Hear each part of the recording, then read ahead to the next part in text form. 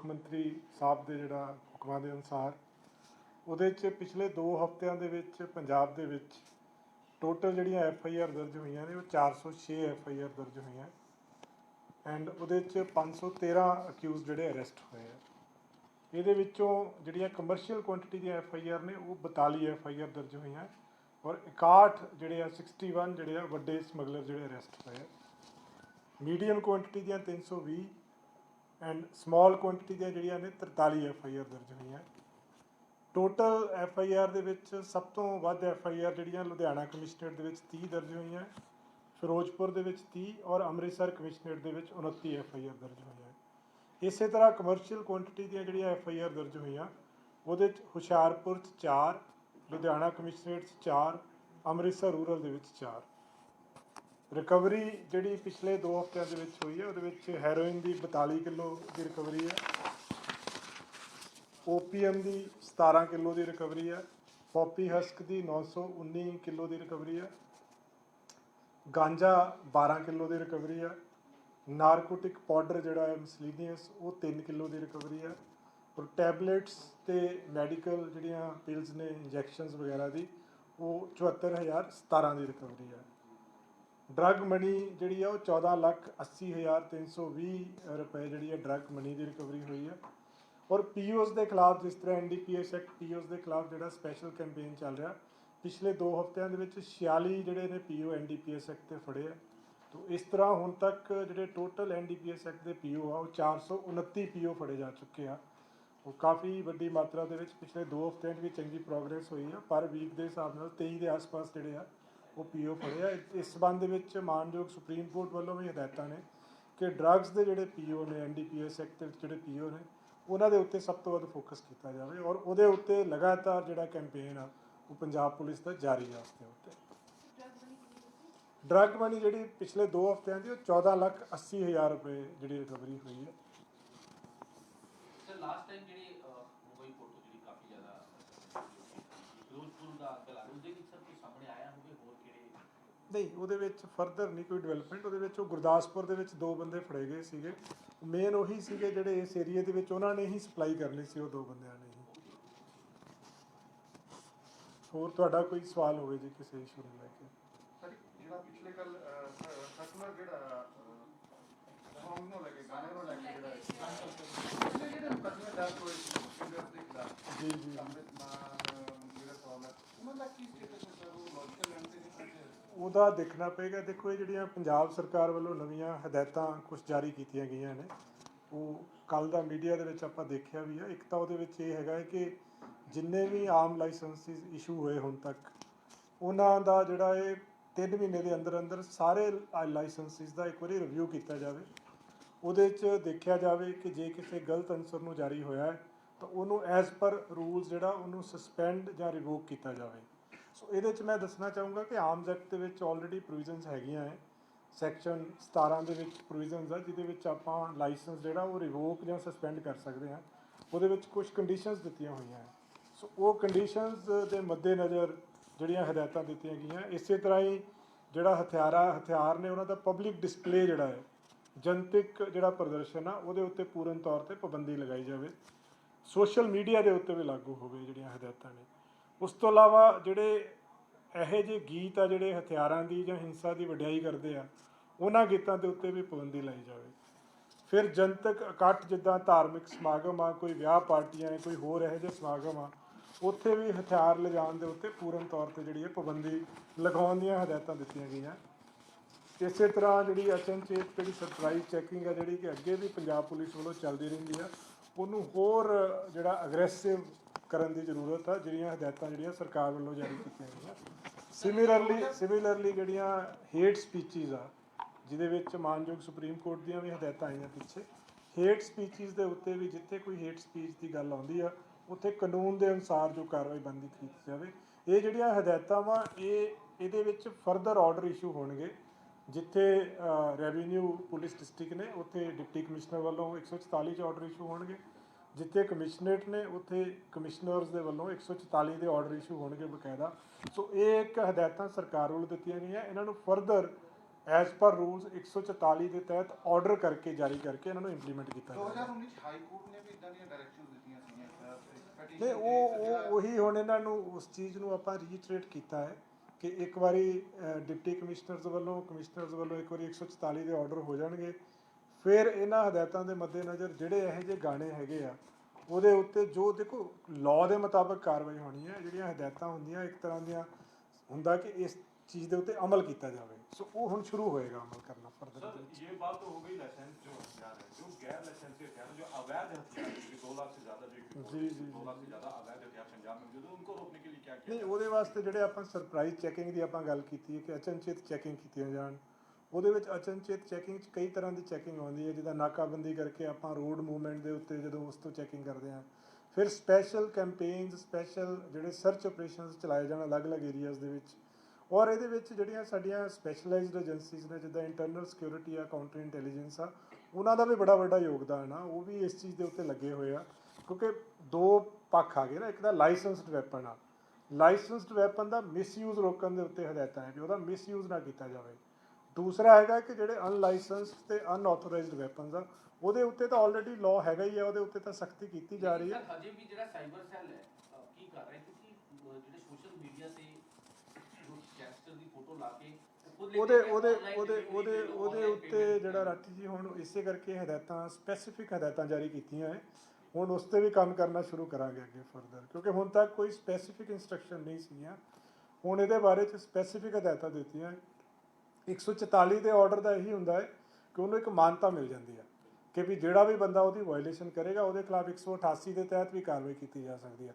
ਬਾਕੀ ਜਿਹੜਾ ਲਾਅ ਲਾਗੂ ਹੁੰਦਾ ਉਹਦੇ ਤੋਂ ਤਾਂ ਹੈ ਹੀ ਆ, ਜਿਹੜੇ ਐਕਟ ਜਿਹੜੇ ਸੈਕਸ਼ਨਸ ਲਾਗੂ ਹੁੰਦੇ ਆ ਉਹ ਤਾਂ ਹੈ ਹੀ ਆ, ਪਰ ਜੇ ਕੋਈ ਇਹਦੀ ਵਾਇਲੇਸ਼ਨ ਕਰੇਗਾ ਨਾਲ 188 ਆਈਪੀਸੀ ਵੀ ਲੱਗਦੀ ਉਹਦੇ ਉੱਤੇ। ਸੋ ਕਈ ਜਗ੍ਹਾ ਦੇ ਉੱਤੇ ਐਸ ਸੱਚ ਲਾਅ ਦੇ ਵਿੱਚ ਪ੍ਰੋਵੀਜ਼ਨ ਨਹੀਂ ਲੱਭਦੀ, ਪਰ ਜਦੋਂ ਸਪੈਸੀਫਿਕ ਹਦਾਇਤਾਂ ਡਿਪਟੀ ਕਮਿਸ਼ਨਰਸ ਵੱਲੋਂ ਔਰ ਕਮਿਸ਼ਨਰਸ ਵੱਲੋਂ ਜਾਰੀ ਹੋ ਜਾਣਗੀਆਂ ਉਸ ਦੇ ਉੱਤੇ ਇੱਕ ਸਪੈਸੀਫਿਕ ਸੈਕਸ਼ਨ ਵੀ ਇਨਵੋਕ ਹੋਣਾ ਸ਼ੁਰੂ ਹੋ ਜਾਏਗਾ ਇਹਦੇ ਉੱਤੇ। ਸਰ ਇਸ ਤੋਂ ਇਲਾਵਾ ਫਰੀਦਕੋਟ ਜਿਹੜਾ ਹੋਇਆ ਡੇਰਾ ਪ੍ਰੇਮੀ ਦਾ, ਉਹਦੇ ਵਿੱਚ ਹੁਣ ਸਬ ਇੰਸਪੈਕਟਰ ਦੇ ਬੇਟੇ ਦਾ ਵੀ ਰੋਲ ਆ ਨਹੀਂ ਉਹਦੇ ਵਿੱਚ ਰਾਠੀ ਜੀ ਪੁਲਿਸ ਬਹੁਤ ਸਾਰੇ ਲੋਕਾਂ ਨੂੰ ਬੁਲਾ ਰਹੀ ਆ ਕਿਉਂਕਿ ਉਹਦੇ 'ਚ ਕਈ ਪਹਿਲੂ ਨੇ, ਕਈ ਥਾਵਾਂ ਤੋਂ ਉਹਨਾਂ ਨੂੰ ਲੌਜਿਸਟਿਕ ਸਪੋਰਟ ਮਿਲੀ, ਕਈ ਥਾਵਾਂ ਦੇ ਡਾਊਟ ਆ ਕਿ ਉਹਨਾਂ ਨੂੰ ਹਾਰਬਰ ਕਰਾਇਆ ਕਿਸੇ ਨੇ।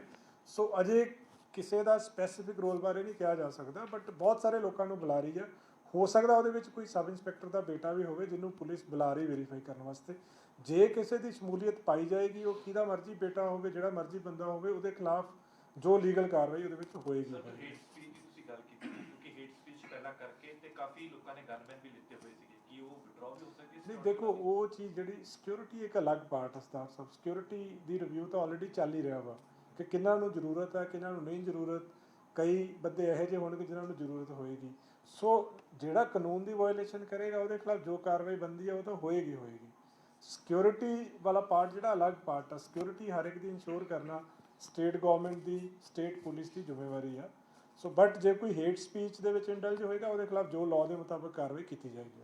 सर जो नया नोटिफिकेशन हुआ उसमें रोक लगा दी गई है नए लाइसेंस लेने पर, लेकिन जिनको थ्रेट होगा तो उनके लिए ਨਹੀਂ ਉਹਦੇ ਵਿੱਚ ਰੋਕ ਨਹੀਂ ਲਗਾਈ ਜੀ। ਉਹਦੇ ਵਿੱਚ ਇਹ ਕਿਹਾ ਹੈ ਕਿ ਉਹਨੂੰ ਪ੍ਰੋਪਰ ਐਨਾਲਾਈਜ਼ ਕਰਕੇ ਦਿੱਤਾ ਜਾਵੇ।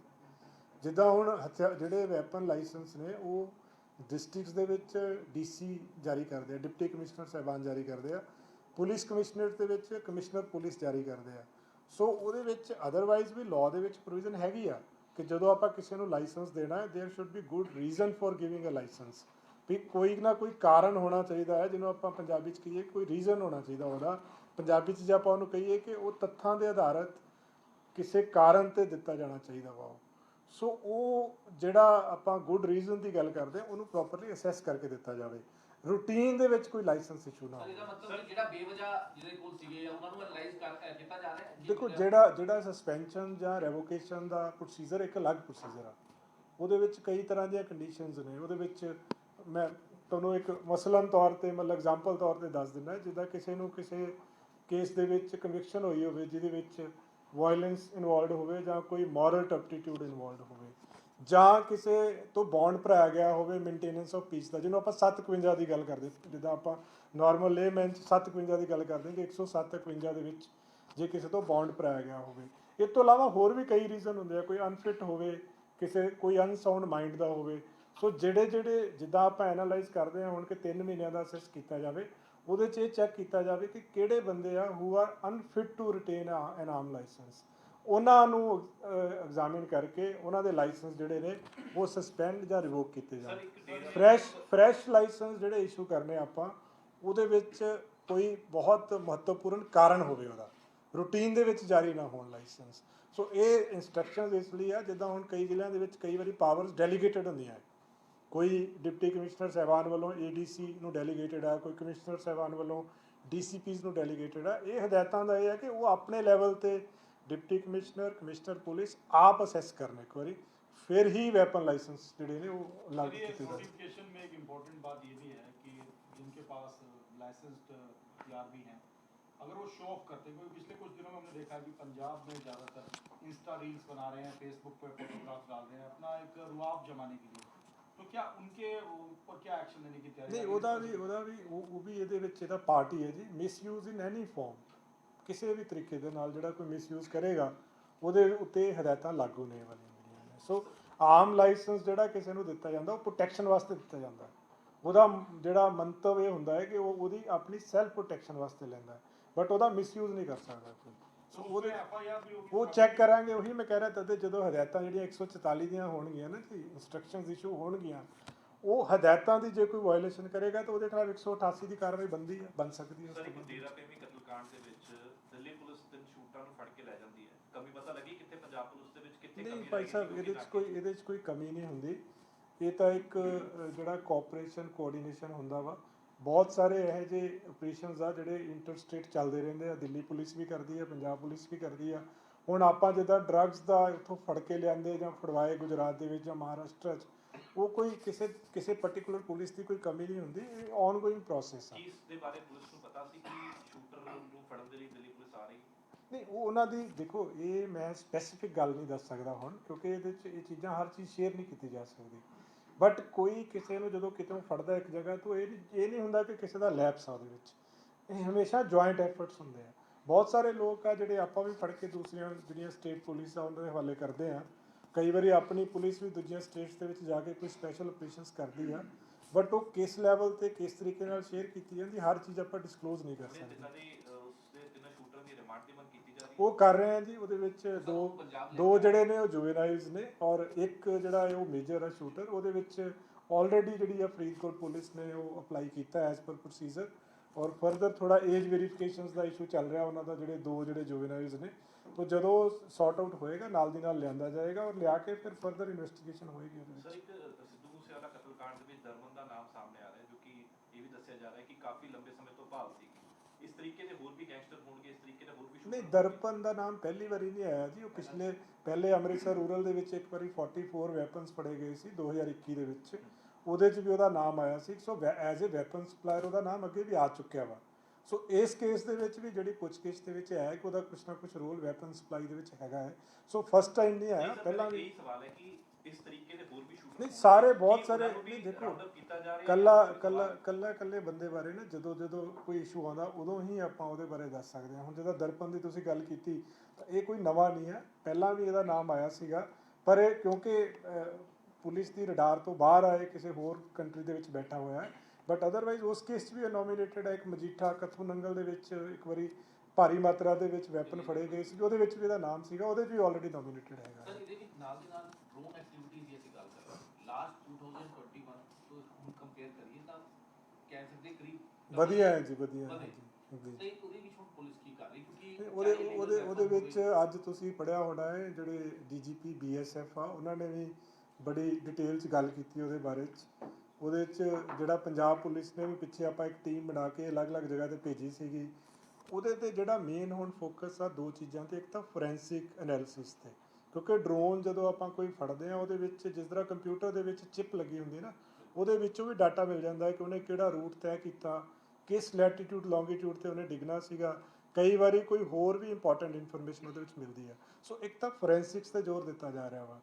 ਦੂਸਰਾ ਜਿਹੜਾ ਡਰੋਨ ਟੈਕਨੋਲੋਜੀ ਜਿਹੜੀ ਆ, ਮਤਲਬ ਡਰੋਨ ਨੂੰ ਕਾਊਂਟਰ ਕਰਨ ਵਾਸਤੇ ਉਹ ਆਲਰੇਡੀ ਜਿਹੜਾ ਏਜੰਡਾ ਤਿਆਰ ਕੀਤਾ ਜਾ ਰਿਹਾ, ਉਹਦੇ ਉੱਤੇ ਪੰਜਾਬ ਪੁਲਿਸ ਦੀ ਇੱਕ ਟੀਮ ਬਣੀ ਹੋਈ ਆ ਜਿਹੜੇ ਸਪੈਸੀਫਿਕਲੀ ਇਸ ਚੀਜ਼ ਦੇ ਉੱਤੇ ਵਰਕ ਕਰ ਰਹੇ ਆ। ਦੋ ਚੀਜ਼ਾਂ ਇਹਦੇ ਜਿੱਦਾਂ ਮੈਂ ਦੱਸਿਆ, ਇੱਕ ਤਾਂ ਡਰੋਨ ਨੂੰ ਰੋਕਣ ਵਾਸਤੇ ਕੀ ਕੀਤਾ ਜਾ ਸਕਦਾ, ਕਿ ਕੋਈ ਇਹੋ ਜਿਹੀ ਟੈਕਨੋਲੋਜੀ ਇਜਾਦ ਕੀਤੀ ਜਾਵੇ ਜਿਹਦੇ ਨਾਲ ਡਰੋਨ ਦੀ ਐਕਟੀਵਿਟੀ ਜਿਹੜੀ ਆ ਕਰਟੇਲ ਕੀਤੀ ਜਾਵੇ। ਦੂਜਾ ਹੈਗਾ, ਜੇ ਡਰੋਨ ਆ ਜਾਂਦਾ ਹੈ ਤਾਂ ਡਰੋਨ ਨੂੰ ਆਪਾਂ ਕੈਪਚਰ ਕਰਨ ਤੋਂ ਬਾਅਦ ਦੇ ਵਿੱਚ ਉਹਦਾ ਪ੍ਰੋਪਰ ਫੋਰੈਂਸਿਕ ਐਨਾਲਿਸਿਸ ਹੋਵੇ ਉਹਦਾ। ਸੋ ਇਹ ਦੋਨੇ ਪਹਿਲੂਆਂ ਦੇ ਉੱਤੇ ਕੰਮ ਕੀਤਾ ਜਾ ਰਿਹਾ। ਸਾਡੀ ਟੀਮ ਬਣੀ ਹੋਈ ਆ ਜਿਹੜੀ ਕਿ ਸਪੈਸ਼ਲੀ ਉਹਨਾਂ ਨੇ ਵੱਖ-ਵੱਖ ਏਜੰਸੀਆਂ ਦੇ ਨਾਲ ਵੱਖ-ਵੱਖ ਜਿਹੜੀਆਂ ਜਗ੍ਹਾ ਦੇ ਉੱਤੇ ਵਿਜ਼ਿਟ ਵੀ ਕੀਤਾ, ਔਰ ਉਹ ਇੱਕ ਸੰਪੂਰਨ ਜਿਹੜੀ ਆ ਹੋਲਿਸਟਿਕ ਰਿਪੋਰਟ ਬਣਾ ਕੇ ਦੇ ਰਹੀ ਆ। ਉਹ ਆਲਰੇਡੀ ਜਿਹੜੀ ਆ ਸਾਡੀ ਸਟੇਟ ਗਵਰਨਮੈਂਟ ਆ ਉਹ ਸੈਂਟਰ ਦੇ ਨਾਲ ਵੀ ਟੇਕ ਅਪ ਕਰ ਰਹੀ ਹੈ ਇਸ ਚੀਜ਼ ਨੂੰ। ਸਰ ਟਾਰਗੇਟ ਕਿਲਿੰਗਸ ਨੂੰ ਲੈ ਕੇ ਕਿਉਂਕਿ ਹੋਰ ਵੀ ਨਿਸ਼ਾਨੇ ਤੇ ਨੇ ਹਿੰਦੂ ਨੇਤਾ ਜਿਨ੍ਹਾਂ ਦੀ ਟਾਰਗੇਟ ਕਿਲਿੰਗ ਨਹੀਂ ਦੇਖੋ, ਇਹ ਕਿਹਾ ਨਹੀਂ ਜਾ ਸਕਦਾ, ਬਟ ਓਵਰਆਲ ਇੱਕ ਜਿਹੜੇ ਸਾਡੇ ADGP ਸਿਕਿਉਰਿਟੀ ਨੇ ਉਹਨਾਂ ਨੇ ਪੂਰਾ ਇੱਕ ਵਾਰੀ ਸਿਕਿਉਰਿਟੀ ਰਿਵਿਊ ਵੀ ਕੀਤਾ। ਮੈਂ ਇਹ ਨਹੀਂ ਕਹਿ ਸਕਦਾ ਕੌਣ ਟਾਰਗੇਟ ਤੇ ਹੋ ਸਕਦੇ ਆ ਕਿਉਂਕਿ ਇਹ ਦੱਸਣਾ ਉਚਿਤ ਨਹੀਂ ਹੋਊਗਾ, ਬਟ ਜਿਨ੍ਹਾਂ ਦੀ ਵੀ ਪੋਸੀਬਿਲਿਟੀ ਹੈਗੀ ਹੈ ਸਾਰਿਆਂ ਦਾ ਹੀ ਸਿਕਿਉਰਿਟੀ ਰਿਵਿਊ ਕੀਤਾ ਜਾ ਰਿਹਾ। ਦੋਵੇਂ ਚੀਜ਼ਾਂ ਕੀਤੀਆਂ ਜਾ ਰਹੀਆਂ, ਸਿਕਿਉਰਿਟੀ ਰਿਵਿਊ ਵੀ ਕੀਤਾ ਜਾ ਰਿਹਾ ਔਰ ਜਿਹੜੇ ਬੰਦੇ ਉਹਨਾਂ ਦੇ ਨਾਲ ਸਿਕਿਉਰਿਟੀ ਕਰਦੇ ਆ ਉਹਨਾਂ ਦੀ ਟ੍ਰੇਨਿੰਗ ਔਰ ਉਹਨਾਂ ਦੀ ਪ੍ਰੋਪਰ ਬਰੀਫਿੰਗ ਕਿ ਉਹਨਾਂ ਦੇ ਪਾਰਟ ਤੇ ਵੀ ਕੋਈ ਲੈਪਸ ਨਾ ਹੋਵੇ, ਦੋਨੇ ਚੀਜ਼ਾਂ ਦੇ ਉੱਤੇ ਧਿਆਨ ਦਿੱਤਾ ਜਾ ਰਿਹਾ ਇਹਦੇ ਸਰ ਵਿੱਚ। ਇੱਕ ਹੋਰ ਸਵਾਲ ਹੈ ਕਿਉਂਕਿ ਪਿਛਲੇ ਦਿਨਾਂ ਬਹੁਤ ਸਾਰੀ ਟਾਰਗੇਟ ਕਿਲਿੰਗ ਹੋ ਰਹੀ ਹੈ ਕਿ ਅੱਤਵਾਦ ਤੇ ਗੈਂਗਸਟਰ ਮਿਲ ਕੇ ਲੋਨ ਵੂਲਫ ਅਟੈਕ ਲੋਨ ਅਟੈਕ ਜੇ ਪੰਜਾਬ ਦੇ ਨਹੀਂ, ਉਹ ਦੇਖੋ ਲੋਨ ਵੂਲਫ ਅਟੈਕ ਜਿਹੜਾ ਉਹਦੇ ਬਾਰੇ 'ਚ ਤਾਂ ਕੋਈ ਕਨਸਪੀਰੇਸੀ ਨਹੀਂ ਹੁੰਦੀ ਜੀ, ਉਹ ਤਾਂ ਅਚਾਨਕ ਹੋ ਸਕਦਾ ਹੈ। ਬਟ ਤਦੇ ਮੈਂ ਕਹਿ ਰਿਹਾ ਕਿ ਜਿਹੜੇ ਟਾਰਗੇਟਸ ਜਿਨ੍ਹਾਂ ਦੀ ਪੋਸੀਬਿਲਿਟੀ ਹੈਗੀ ਆ ਉਹਨਾਂ ਦੀ ਸਿਕਿਉਰਿਟੀ ਤੇ ਸਭ ਤੋਂ ਵੱਧ ਜ਼ੋਰ ਦਿੱਤਾ ਜਾ ਰਿਹਾ ਔਰ ਫਰਦਰ ਉਹਨਾਂ ਦੇ ਨਾਲ ਜਿਹੜੇ ਸਿਕਿਉਰਿਟੀ ਕਰਦੇ ਆ ਉਹਨਾਂ ਦੀ ਟ੍ਰੇਨਿੰਗ ਦੇ ਉੱਤੇ ਔਰ ਉਹਨਾਂ ਨੂੰ ਅਟੈਂਟਿਵ ਰਹਿਣ ਵਾਸਤੇ ਉਹਨਾਂ ਦੀ ਪ੍ਰੋਪਰ ਬਰੀਫਿੰਗ ਦੇ ਉੱਤੇ ਉਹਦੇ ਉੱਤੇ ਵੀ ਜ਼ੋਰ ਦਿੱਤਾ ਜਾ ਰਿਹਾ। ਸਰ ਕਈ ਸ਼ਹਿਰਾਂ ਦਾ ਨਾਮ ਨਾ ਕਈ ਦਿਨਾਂ ਤੋਂ ਬਹੁਤ ਅੱਗੇ ਹੈ, ਖਾਸ ਤੌਰ ਤੇ ਜੇਕਰ ਅੰਮ੍ਰਿਤਸਰ ਦੀ ਗੱਲ ਕੀਤੀ, ਤੁਸੀਂ ਵੀ ਕਮਿਸ਼ਨਰ ਰਹਿ ਕੇ ਆਏ ਹੋ ਉੱਥੇ ਵੀ ਲਾਅ ਐਂਡ ਆਰਡਰ ਦੀ ਸਥਿਤੀ ਖਰਾਬ ਹੈ। ਕਿ ਇਹਨਾਂ ਸ਼ਹਿਰਾਂ ਦੇ ਵਿੱਚ ਕੁਝ ਖਾਸ ਪੁਲਿਸ ਕਰਨ ਜਾ ਰਹੀ ਹੈ ਜਿਸ ਤਰੀਕੇ ਦੇ ਨਾਲ ਇਹ ਕ੍ਰਾਈਮ ਘਟੇ? ਦੇਖੋ, ਦੋ ਤਿੰਨ ਚੀਜ਼ਾਂ ਆ ਗਈਆਂ ਨਾ ਜੀ ਕ੍ਰਾਈਮ ਦੇ ਵਿੱਚ। ਇੱਕ ਤਾਂ ਆ ਗਿਆ ਨਾਰਮਲ ਕ੍ਰਾਈਮ, ਜਿਵੇਂ ਆਪਾਂ ਕਹਿੰਦੇ ਕਿ ਜਿਹੜਾ ਰੂਟੀਨ 'ਚ ਜਿਹੜਾ ਕੋਈ ਥੈਫਟ ਹੋ ਗਈ, ਸਨੈਚਿੰਗ ਹੋ ਗਈ। ਇੱਕ ਹੈਗਾ ਜਿਹੜਾ ਸਪੈਸੀਫਿਕ, ਜਿਸ ਤਰ੍ਹਾਂ ਦੇ 2 ਇਨਸੀਡੈਂਟਸ ਹੋਏ ਆ। ਸੋ ਦੋਨੇ ਪਹਿਲੂਆਂ ਦੇ ਉੱਤੇ ਤੋਜੋ ਦਿੱਤੀ ਜਾ ਰਹੀ ਹੈ। ਦੋਨੇ ਚੀਜ਼ਾਂ ਨੂੰ ਅਲੱਗ-ਅਲੱਗ ਤਰੀਕੇ ਦਾ ਦੇਖੋ, ਦੋਨੇ ਅਲਟੀਮੇਟਲੀ ਤਾਂ ਰੋਕਣ ਦਾ ਤਰੀਕਾ ਤਾਂ ਸੇਮ ਹੀ ਆ, ਬਟ ਜਦੋਂ ਆਪਾਂ ਟਾਰਗੇਟ ਕਿਲਿੰਗ ਦੀ ਗੱਲ ਕਰਦੇ ਹਾਂ ਉਹਦੇ ਉੱਤੇ ਥੋੜ੍ਹਾ ਹੋਰ ਸਪੈਸੀਫਿਕ ਹੋਣ ਦੀ ਜ਼ਰੂਰਤ ਆ।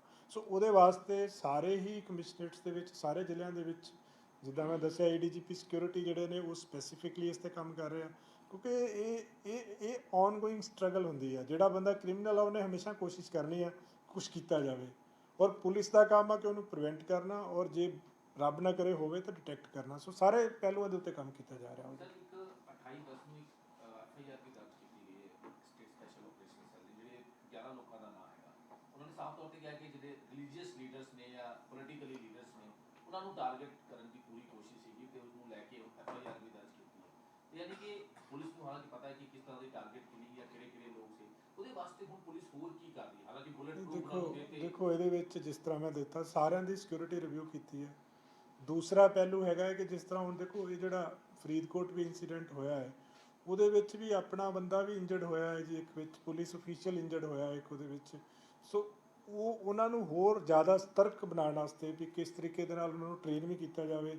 ਫਿਰ ਪ੍ਰੀਵੈਂਸ਼ਨ ਦੇ ਤਰੀਕੇ ਕਈ ਹੁੰਦੇ ਆ, ਸਿਰਫ ਇਹ ਨਹੀਂ ਕਿ ਸਿਕਿਉਰਿਟੀ ਲਾ ਦਿੱਤੀ, ਟਾਈਮਿੰਗ, ਹੋਰ ਕਈ ਚੀਜ਼ਾਂ ਹੁੰਦੀਆਂ।